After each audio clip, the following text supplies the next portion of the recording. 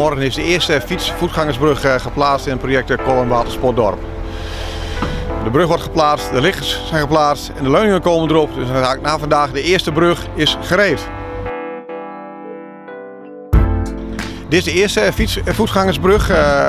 Over denk ik ruim een maand wordt een tweede voetgangersbrug geplaatst. Dit is in het gebied van Mekkema Staten, vlakbij het eilandje.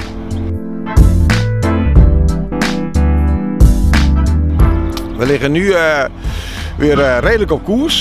We proberen voor de bouwvakantie de beide voetgangersbruggen te plaatsen. De fiets- en wandelpaden die helemaal zijn afgerond. En dan beginnen we augustus met de grote brug over Mekkema. En dan hopen we zo begin december dat het project Kolm Watersportdorp is afgerond.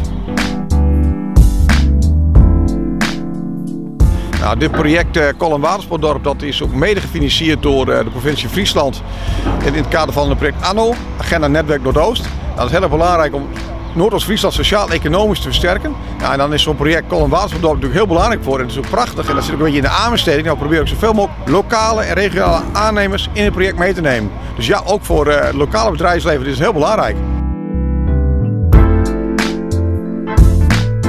Nou, de meerwaarde Kolm Watersportdorp is enerzijds natuurlijk dat je het vaartoerisme bevordert.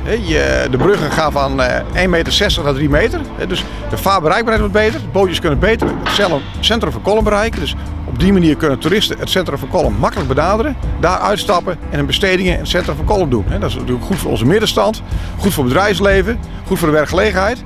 En dat is ook een zaak, daar profiteert eigenlijk heel Kolm, heel de regio van.